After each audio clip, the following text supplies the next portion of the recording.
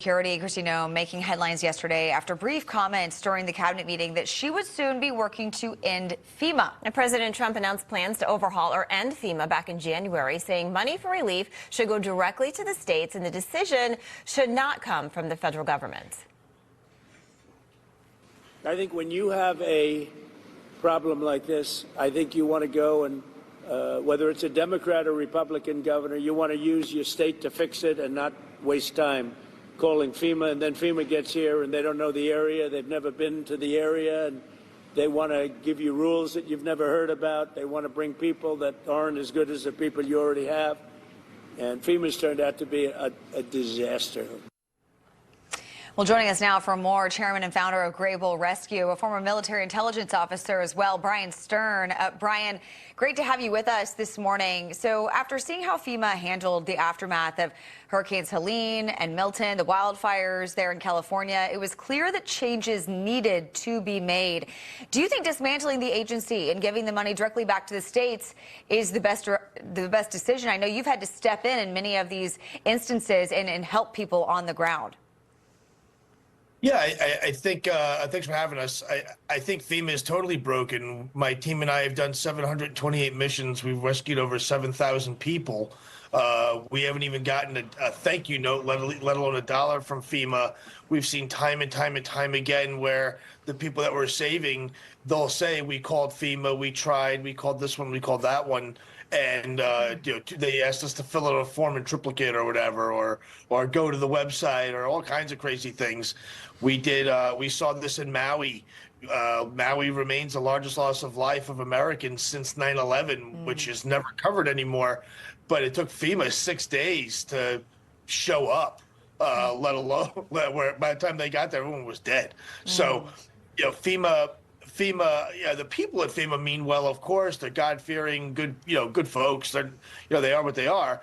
But the reality is when you're in trouble, speed is important. Our motto at Grable is to save lives at the speed of need.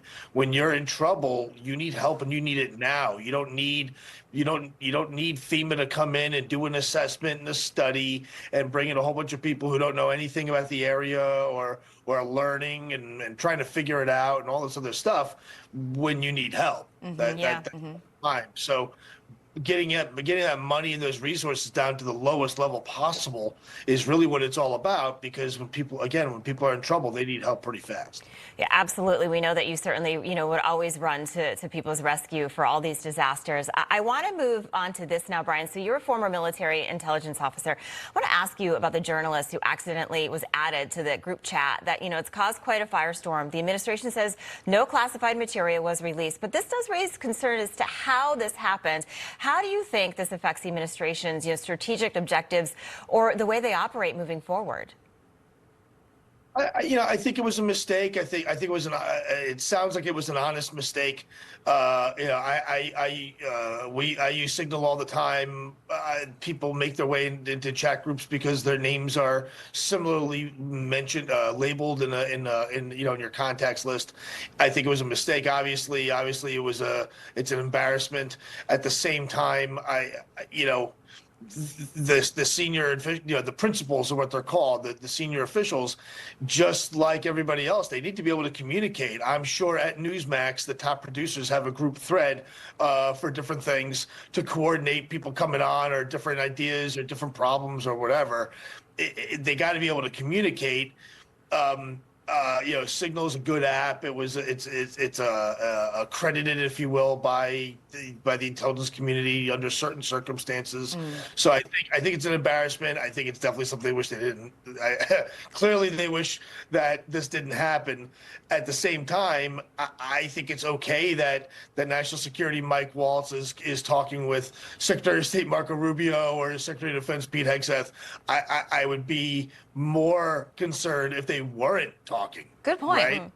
Yeah, I don't think people have brought that up, saying that, hey, look at the good news here is that everyone's communicating, right? So I guess that's a positive. But being a former, military intelligence officer, can you tell me a little bit about the protocols, surrounding the use of encrypted messaging platforms like Signal for discussing sensitive military operations? Yeah, so there's different levels of sensitivity of information. with what commonly referred to as classification.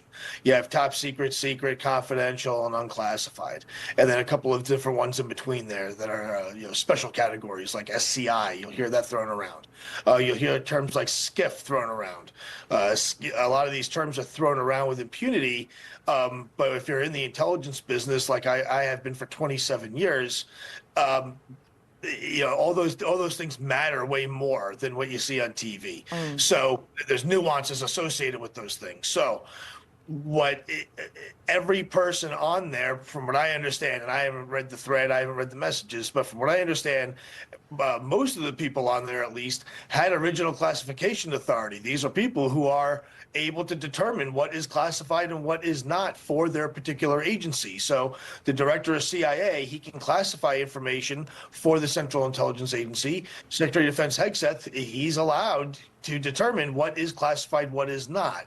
So that's a little bit of an out and protection in this case, because the people on the thread can unilaterally say, oh yeah, that wasn't classified. So that doesn't sound so nice. But at the end of the day, when the messages that I've seen, they seem sensitive, they seem private, they seem not what I would want the public to hear. Right. But it does also seem, I read millions of pages of classified information, and this stuff doesn't seem like this. And it's important to understand that these senior leaders, generally speaking, are either dealing with very, very, very big ideas, which generally speaking are not classified, not exactly for the public to hear, but not exactly classified, or highly classified information. This doesn't look like highly classified information. I've produced classified information. Yeah. And that's what the Trump administration's saying too. This is not classified. Everything's all good. Our national security is not at risk right now. Bryan Stern, thank you so much. Really appreciate you and all the work that you do. Thank you so much. Thank you. GraybullRescue.org is our website. We need your help. We're donor funded. We need help. Thank you, Bryan. Appreciate it. And it's now time for this